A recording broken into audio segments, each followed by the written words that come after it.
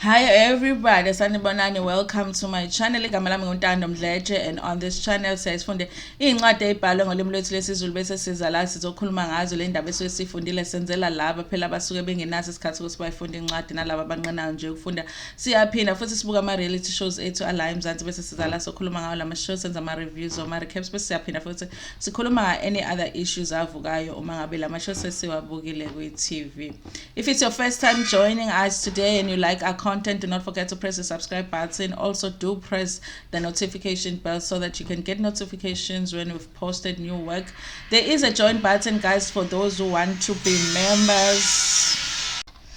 There's also a thanks button for those who want to thank the channel, and thank you so much for everybody that have thanked the channel. Thank you to our new members, and also thank you guys for all those that watch our adverts when they watch our videos. I appreciate kakhulu logo. Today I want to talk a little bit, guys, about an interview with Dr. Malinga on MacG's podcast, guys. I know I mentioned it a little bit izolo when we were doing the live stream, and yeah, you guys, it touched me so much, you guys. A lot of the interview really was about Malinga's life, how he grew up, and it's typical of, you know, an African child, you guys. A lot of us didn't have a lot while growing up, but there's always that grandmother that is always going to be there for you. And our parents had to work sometimes our parents didn't live with us, you know, some of us. So he had that situation where he was basically raised by his grandmother, and his father was living but he wasn't around, and he's still alive, you guys. But they talk about that, and they talk about how he got into music, the people that have helped him to get into music and all of that. And I really feel like his life really is a testimony of how your talent can actually help you to make a better life for yourself and for your family, because he is one of the really talented vocalist in South Africa. So it really is a great interview, guys. I hope that you guys have watched it, and those who haven't watched it, please go and watch it. There's so many lessons in it, and how he is able to laugh about things that, you know, a lot of people could cry about. I think I was very impressed by that. But he goes on to talk about how the SARS thing happened in his life. Remember, recently there was a story that came out. Apparently, it was published by Musa Kaula that SARS had made a decision to repossess some of his furniture because he did owe a lot of money to SARS.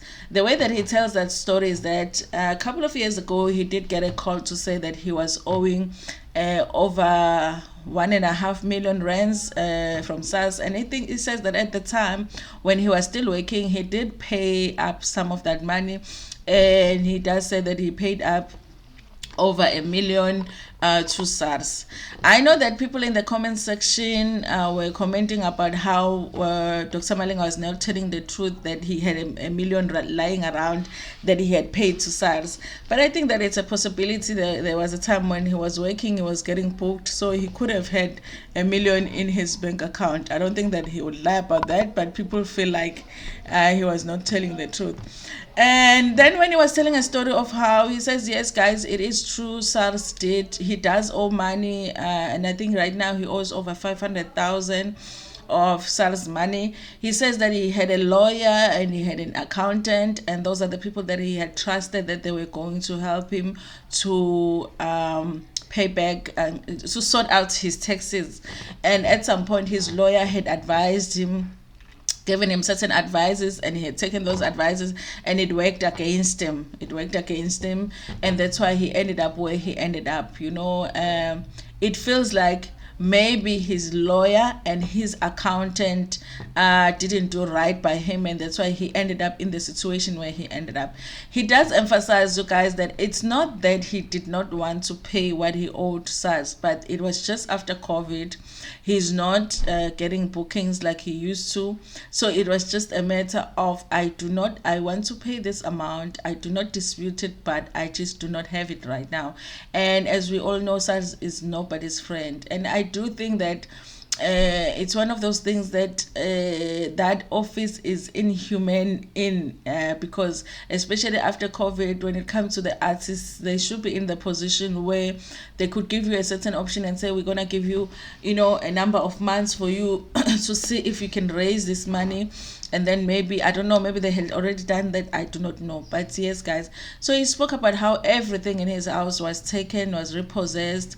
And he says that as even though people feel Musa Kaula shouldn't have exposed that story like that, he feels like that was the best thing that happened for Musa to expose that story. And he felt like it was a chance for him to get some help from the people that he knew from the industry. He felt like he thought maybe people will come up and say, you know what, Malinga, I know you're going through something. Here it is some money, or let me go buy, let me save some of your furniture or whatever. And nobody came to his rescue. That was sad, you guys. He ended up crying on the show, like crying, guys, because it's such a sad thing. He does say yes, he still has his house, because his house he bought in cash, and so he still has it. But he says, Gutsi, even his house is at risk of being taken by SARS. That's the one asset that he owns, because he bought the house in cash. But if he's not able to raise the 500,000 rands that he owes SARS, that he is at risk of losing his house too. They're going to come after his house. He talks about how sad that day is, guys. It takes a lot for you to accumulate stuff, like, you know, the fridges, the washing machines, all of your appliances, and your TVs, you know, everything that you're accumulating. It takes time. It's not like you buy everything at the same time. You know, you accumulate it and you're like, okay, now my house is finished, it's fine. And then somebody comes and takes everything. And he's talking about how everything was sold at such low prices. People paid almost nothing for his stuff. And he was there that day watching. And he wished that somebody would just come and help him, and nobody did. And it's such a sad story, you guys, because the way he talks about his life is not somebody that lives such a luxurious life. It looks like he lives a very humble life with his family. And so it's not that he got into that thing because he was spending too much or anything like that. He just feels like recently he hasn't been getting the bookings, and so there's no money really coming in, and as a result he ended up in that situation. And he's actually not out of that situation, because there is a risk that they will come and repossess. It's not even repossessing really, because repossessing is when the bank comes and takes it because you have a bond on it, so they take it back. This is like they're just taking over your stuff. It shouldn't even be saying it's yes, but they might actually sell his house to pay that debt, guys. Like, it was such a sad situation. A lot of people in the comment section started suggesting that McG and them, they must start a GoFundMe for him, and they do speak about it in the interview as well, McG and Sol. And I didn't see what the end of the interview was, what the conclusion was at the end of the interview, because I had to go onto my live stream, Izolo, and then people started, guys. We have very kind people in South Africa, I have to say, because people just started donating. You know, like when you do a live stream, people can actually donate money while you are on a live stream. People started donating money and referencing it, Dr. Malinga. And I hope that they will be able to transfer.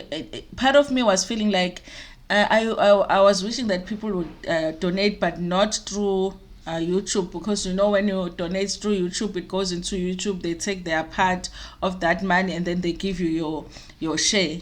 They always take part of it, you know.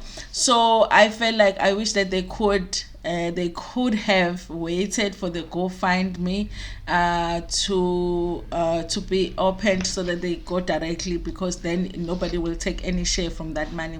But I was so pleased to see so many people donating and saying that they are donating for him. And I think that honestly, if they open that GoFundMe, there's a lot of people that will donate to it, you know. And I hope that he's able to raise that much just for his family, you guys. Even if he's not able to buy the new furniture, right now for his house, because he does say that his house is empty. I am I am thinking that they do have beds, because when they do something like that, they're not supposed to leave you uh they're not allowed to take, for an example, the children's beds. They wouldn't be allowed to take the children's beds, as far as I'm concerned. They wouldn't take like the children's clothing or the children's school stationery, like things like that. They're not allowed to take. So I'm hoping that they still have beds and stuff. And honestly, you guys, I hope that you guys watch that podcast. I hope that if the GoFundMe is open, that some of you that are in the position, because not all of us are even in the position. Some of us, you're not even in the position to take care of it. Even you need donations. So this is not for those people when you feel like you can't really financially support someone else, but if you are in a position to do it, you guys, please keep a watch for that GoFundMe if they do open it, so that we can support Dr. Malinga. It was such a touching interview, guys. It humanized him, that he's not just a celebrity, he's a human being going through human experiences and problems just like everybody else. And I liked that he was real about it, and he was vulnerable like that, and he was honest with his emotions, even though he is a man. And I appreciated it a lot, you guys. Thank you so much for watching this video. Please check out the podcast and share this video with your friends, with your family, and even with strangers. Ntando kakhulu.